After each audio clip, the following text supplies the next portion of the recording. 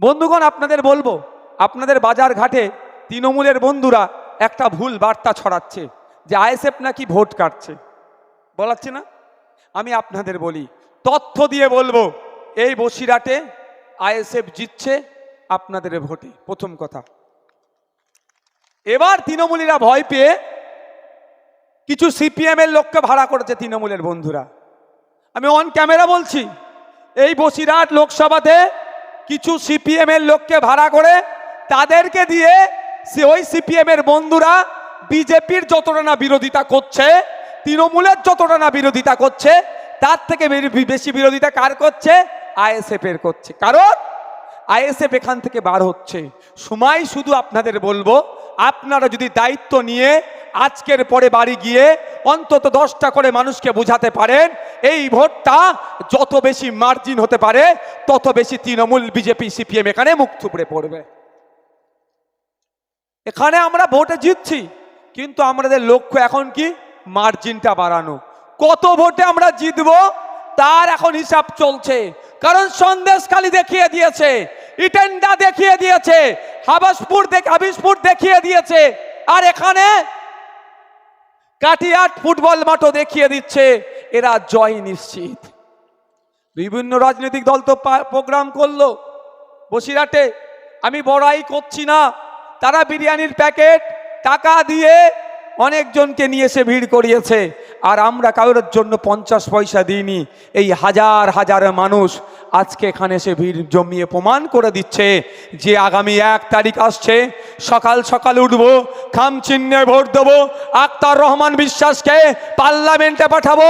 আমার সুখ দুঃখের কথা, আমার চাওয়া পাওয়ার কথা, আমার যেটা প্রয়োজন সেটা আক্তার রহমান বিশ্বাস তথা খাম চিহ্নকে দিয়ে সেটা আমি আদায় করে নেব। বলতে পারে সিপিএম এর বন্ধুরা, বলতে পারে তৃণমূলের বন্ধুরা, বিজেপি মিসগাইড করতে পারে। একা কি করবে আক্তার পার্লামেন্টে গিয়ে? শুধু এতটুকু বলে দেবেন, হারা পশ্চিমবাংলাতে 2011 সাল থেকে 2023 সালের শেষ পর্যন্ত এমএলএ ল্যাডের টাকা কত ছিল? বলবে কেন 60 লাখ টাকা? তো বাড়লো কবে? এখন বেড়ে কত হয়েছে? 70 লাখ টাকা। এই 10 লাখ টাকা এক একটা এমএলএ বছরে বেশি করে পাচ্ছে উন্নয়নের জন্য। ওইটা কার জন্য হলো রে? একবার জিজ্ঞাসা করবেন, ওরা উত্তর দেবেন। আপনাদের জানিয়ে রাখি, যদি করার মানসিকতা থাকে, বলার মানসিকতা থাকে, একদিকে 1000 থাকবে, একদিকে একটা থাকলেই যথেষ্ট। পশ্চিমবাংলার বিধানসভাতে একদিকে 293 আর একদিকে সংযুক্ত মোর্চার আইএসএফের একাই এমন কথা বলেছি, চোখে চোখ রেখে মমতা ব্যানার্জির 10 লক্ষ টাকা করে বাড়াতে বাধ্য হয়েছে। তাই আগামী দিনে 543-এর মধ্যে আমার একটাও যদি যে পৌঁছাতে পারে, আপনাদের দোয়া আশীর্বাদ ভোট নিয়ে পার্লামেন্টে গেলে আগামী দিনে পার্লামেন্ট থেকে যদি জনগণের যে কোনো বিল, যদি জনগণের বিপক্ষে কোনো বিল যায়, সেই বিলকে আটকানোর জন্য একাই যথেষ্ট কাফি হয়ে যাবে, যদি মানসিকতা থাকে। এবার আপনারা ডিসাইড করুন ভোটটা কাকে দেবেন। কাকে দেবেন? বিজেপিকে? বিজেপি এখানে খুঁজে পাওয়া যাচ্ছে? বিজেপি এখানে খুঁজে পাওয়া যাচ্ছে? পাওয়া যাচ্ছে না। কারণ যেমন প্রার্থী দিয়েছে, আমি প্রার্থীর, আমার আগে মুসা বলছিল শিক্ষাগত যোগ্যতা নিয়ে আমি প্রশ্ন করব না। কারণ জানেন, রেখাপাত্ররা যেখানে থাকে, নওশাদ সিদ্দিকীরা যেখানে থাকে, লক্ষ্মীকান্ত হাসদারা যেখানে থাকে, সুকৌশলে সেখানে অশিক্ষিত করে রেখেছে। আমি প্রার্থীর শিক্ষাগত যোগ্যতা নিয়ে কিছু বলবো না। ওই একবার আমারও একটা দেয়াল লিখেছে, ফ্রন্ট বানানটা একটু ভুল লিখেছে। আমি দেখতে দেখতে মনে মনে ভাবছিলাম, আমাকে কয়েকটা বন্ধুও বলেছে, আমার খিল্লি করছিল। আমি বললাম, এ তো 34 বছরদের বামেদের ফল। এটা বুঝতে পারছেন? খারাপ লাগছে নাকি? আমার হাতে শিক্ষা দেয়নি, পেন খাতা তুলে দেয়নি বলি তো আমি ফ্রন্ট বানানটা ভুল লিখেছি। তুলে দেওয়ার দায়িত্ব কার? এই 13 বছরের শিক্ষা তুলে দেওয়ার দায়িত্বটা কাদের ছিল? হাজি সাহেব তথা তৃণমূলদের ছিল। তুলে দেয়নি বলে আমরা মূর্খ হয়েছি। 34 বছরে তুলে দেওয়ার দায়িত্ব কার ছিল? নিরাপদ সর্দারদের। তার আগে 25 বছরে তুলে দেওয়ার দায়িত্ব কাদের ছিল? অধীর রঞ্জন চৌধুরীদের। তারা তুলে দেয়নি বলেই আজকে রেখাপত্র হয়তো সইটা ঠিক করে করতে পারেনি। আমি শিক্ষাগত যোগ্যতা নিয়ে কথা বলবো না, কিন্তু আমি এই বসিরহাট লোকসভার কথা বলছি। যতটুকু আমাদের সার্ভে টিম নিয়ে আমরা সার্ভে করে দেখেছি, যে শুধু সময়ের অপেক্ষা। সর্বপ্রথম যে সার্টিফিকেটটা ইন্ডিয়ান সেকুলার ফ্রন্ট এই লোকসভা থেকে নির্বাচন থেকে আমরা পাবো এই পশ্চিমবাংলা যে কটা প্রার্থী দিয়েছি সেটা হচ্ছে বসিরহাট। আরও সিটগুলোতে আমরা কন্টেস্টের জায়গায় আছি, কিন্তু বসিরহাটটা আমরা সবার টপে আছি। বসিরহাট, বালাসাট, উলুবেড়িয়া, মথুরাপুর, জয়নগর, এগুলো খুব ভালো ভালো জায়গাতে আছি। এদিকে যাদবপুর থেকে শুরু করে ডায়মন্ড হারবারও প্রস্তুত আছে। শুধু সাইলেন্ট ভোটাররা রেডি। মিটিং মিছিলে বলেছে ভাইজান যেতে পারবো না, অসুবিধে আছে, কারণ মিটিং মিছিলে গেলে কার রুজি রুটির জায়গাতে এরা বন্ধ করে দেবে। আমিও বলেছি আসতে হবে না, সকাল সন্ধ্যে তৃণমূলের ঝান্ডা নিয়ে ভোট, দাদা দি জিন্দাবাদ, দিদি জিন্দাবাদ কর। আর সকালবেলা এই 1 তারিখে সকালবেলায় চুপচাপ খামে ছাপটা দিয়ে চলে যাবে, আমি এটা বলে দিয়েছি। তো আমাদের এখানে জেতার জায়গায় আছে, কিন্তু এখানে মিসগাইড করছে কারা? তৃণমূলের বন্ধুরা, বিজেপির ভয় দেখাচ্ছে, আর সিপিএম আমাদের সম্পর্কে বাজে মন্তব্য করছে। আমি আপনাদের বলে দিই, সে যে কোনো যে জায়গায় ডাকতে পারে, এটা কোনো ব্যাপার হলো নাকি? এটা কোনো পয়েন্ট? গণতান্ত্রিক অধিকার আছে প্রত্যেকের। তো যেটা বলছি বন্ধু, আপনারা যারা উপস্থিত হয়েছেন, বিজেপি দ্বারা ভাবছেন এই তৃণমূলের অত্যাচারের হাত থেকে, তৃণমূলের দুর্নীতির হাত থেকে, তৃণমূলের অপশাসনের হাত থেকে, বাচ্চাদের মিড ডে মিল থেকে যারা চুরি করে, যারা রেশন চুরি করে, যারা আপনার উন্নয়নের জন্য যে টাকা এসেছে যারা লুট করে দিচ্ছে, এদের হাত থেকে বাঁচতে গিয়ে বড় ফুলে ভোট দিতে হবে। আমি তাদের বলবো, আমি বসিরহাট লোকসভার কথা বলছি, এই ভোটটা দিয়ে নষ্ট করবেন না। যদি আপনারা প্রকৃত অর্থে চান এই বসিরহাট লোকসভা থেকে তৃণমূলের গুন্ডামি, তৃণমূলের মস্তানি, তৃণমূলের রাহাজানি, তৃণমূলের কাঠপানি খাওয়ার এই সাম্রাজ্যকে ধ্বংস করতে হবে, তাহলে বলবো বড় ফুলে ভোট দিয়ে আপনাদের ভোটকে নষ্ট করবেন না। এই ভোটটাই লোকসভা নির্বাচনে খাম চিহ্নকে দেন, মার্জিন এমন বাড়বে তৃণমূল এমনি ঘরে ঢুকে যাবে। যে বামপন্থী বন্ধুরা লাল ঝান্ডায় বিশ্বাসী, লাল ঝান্ডা দেখলেই তারা ভোট দিয়ে দেন, তাদের আবেগকে আমি সম্মান জানিয়ে বলছি, এবারে আপনাদের ভোটকে নষ্ট করবেন না, এবারে আপনাদের ভোটকে নষ্ট করবেন না। যারা প্রকৃত বামপন্থায় বিশ্বাসী তাদেরকে বলবো, যদি প্রকৃত বামপন্থাকে এগিয়ে নিয়ে যেতে চান, এবারে নিরাপদ বাবুকে ভোট দেওয়ার কোনো প্রয়োজন নাই, আখতার রহমানকে ভোট দিন, খামচিহ্নকে পার্লামেন্টে পাঠান। এই বসিরহাটে বামপন্থার প্র্যাকটিস করার সুষ্ঠু সমাজ আমরা গড়ে তুলব। আজকে কিছু বামপন্থীরা দিনে বামপন্থী আর রাত্রে কেউ বিজেপির কোলে তুলছে, তো কেউ তৃণমূলের কোলে তুলছে। এদের থেকে সাবধানে থাকবেন। আপনাদের বলবো,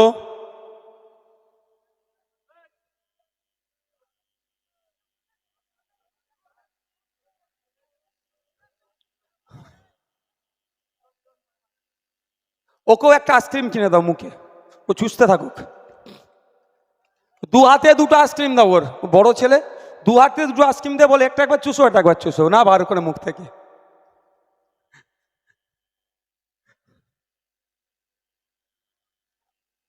আজকে এই সমাবেশে আরও লোক হতো। আমাদের তৃণমূলের উন্নয়ন বাহিনী, বাইক বাহিনী আমাদের অনেক লোককে আটকেছে। তবে যাদেরকে আটকেছে তাদেরকে কি আইএসএফ থেকে ভোট দেওয়া থেকে বিরত রাখতে পারবে ভাই? বিরত রাখতে পারবে না, কারণ ভোট চুপচাপ যাবে, খামচিহ্ন দিয়ে চলে আসবে। আমি আপনাদের বলবো, আমি শেষের দিকের পরে আমার একটা প্রোগ্রাম আছে, শুধু এতটুকুই আমি আপনাদের একটা অনুরোধ করে যাব। আপনারা যদি চান আপনাদের ভবিষ্যৎ উজ্জ্বল হোক, আপনারা যদি চান আগামী 5 বছর, ওকে আইসক্রিমটা দিয়ে নিয়ে এসে আবার এখানে বসাবে, ও মুখে দুটো তুলে গায়ে নালে পড়ে যাবে, তো মুখ থেকে বার করতে পারবে না। আপনারা যদি চান আগামী 5 বছর আপনাদের জন্য আইনসভায় আইন তৈরি হোক, তাহলে আপনাদের বলবো অন্য কোনো জায়গায় হাত দেওয়ার দরকার নাই, ফুলে হাত দেওয়ার দরকার নাই। কারণ এই ফুলটাকে দেখতে খুব ভালো লাগছে, এই 3 দিন পরে এই ফুলটা যদি বাড়িতে রাখেন কি হবে? পচবে, শুকোবে, প্রথমে পচবে, পচে যদি এটাকে সার গাদায় না ফেলেন পোকা জন্মাবে। এই পোকা থেকে আপনার আমার বাড়ির সদস্যার শরীরে যদি যায়, শরীর ক্ষতিগ্রস্ত হতে পারে। তাই বলবো, একটা 13 বছর ধরে আছে আর একটা 10 বছর ধরে আছে। 10 বছরকে বিসর্জন দেওয়ার সময় এসে গেছে, 13 বছরটাকে 2026 আমরা বিসর্জন দেব। তাই এটাকে এখন আমরা সার গাদায় ফেলে দেব। তাই অনুরোধ করছি আপনাদেরকে, যে ফুল এক্সপায়ার হয়ে গেছে এই ফুলকে আর ঘরে রাখা যাবে না, সার গাদায় ফেলুন।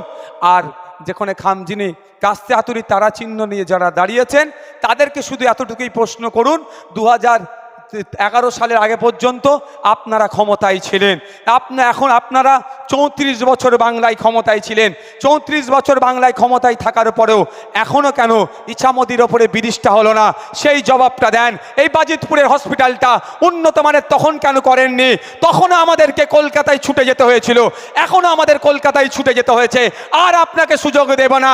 এবার আমরা খামচিহ্নকে সুযোগ দিয়ে পার্লামেন্টে পাঠাবো। খামচিহ্ন আমাদের শিক্ষা, স্বাস্থ্য, কর্মসংস্থানের জন্য আওয়াজ তুলবে। বলতে পারবেন তো ভাই? ভাই শেষ করছি, একটা আপনাদের কাছে অনুরোধ। আমার অনুরোধটা এটাই, আচ্ছা আপনারা কি কোনোদিন দেখেছেন মোহাম্মদ সেলিম সাহেবের সাথে মমতা ব্যানার্জির হাতাহাতি লড়াই হতে? সুজন চক্রবর্তীর সাথে পার্থ চ্যাটার্জির হাতাহাতি লড়াই হতে? শুভেন্দু অধিকারীর সাথে অভিষেক ব্যানার্জির হাতাহাতি লড়াই হতে? দিলীপ ঘোষের সাথে কুণাল ঘোষের হাতাহাতি লড়াই হতে? কারো লড়াই দেখিনি। উল্টে আমরা কি দেখেছি? দিলীপ ঘোষ বিজেপির নেতা, কুণাল ঘোষ তৃণমূলের নেতা, সুকান্ত মজুমদার বিজেপির নেতা এক জায়গায় বসে এসি রুমে বসে কেক কাটছে। আমরা কে দেখেছি? পার্থ চ্যাটার্জি তৃণমূলের নেতা, সুজন চক্রবর্তী সিপিএমের নেতা এসি রুমে বসে আছে। আমরা কি দেখলাম? বরানগর উপনির্বাচনে তন্ময় বাবু সিপিএমের থেকে দাঁড়িয়েছে আর সজল বাবু বিজেপির থেকে দাঁড়িয়েছে, তারা কোলাকুলি করছে। কোনো অসুবিধে নেই, আমি এর বিরোধিতা করব না। আমরা কি দেখলাম? দিলীপ ঘোষ বিজেপির প্রার্থী, কীর্তি আজাদ তৃণমূলের প্রার্থী, ভোটের দিনে তারা কোলাকুলি করছে। আমি এর বিরোধিতা করি না, ভালো কথা।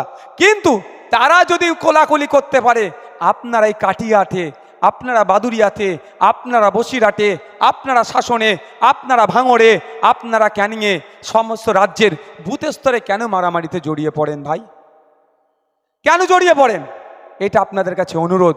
আপনারা দেখুন বড় নেতাদেরকে, তারা যদি মারামারি হানাহানিতে না জড়ায় তাহলে আপনারা কেন জড়াবেন? আপনাদের কাছে অনুরোধ, ভোট আসবে যাবে, ভোট নিয়ে দিল্লি চলে যাবে, আবার নেতা এসি রুমে যাবে, দিল্লি চলে যাবে, ভোট নিয়ে ফ্লাইট চড়ে দিল্লি যাবে, এসি ট্রেনে দিল্লি যাবে, 5 বছর হয়ে গেলে পেনশন পেয়ে যাবে। আর আপনাকে আমাকে কি করবে? এই ভোটের জন্য খুনোখুনি হানাহানিতে জড়িয়ে দেবে। আমি অনুরোধ করছি, এ কাজে আপনি জড়াবেন না। অনুরোধ করছে এটাই, আপনারা ভোটের জন্য প্রতিবেশীর সম্পর্ক নষ্ট করবেন না।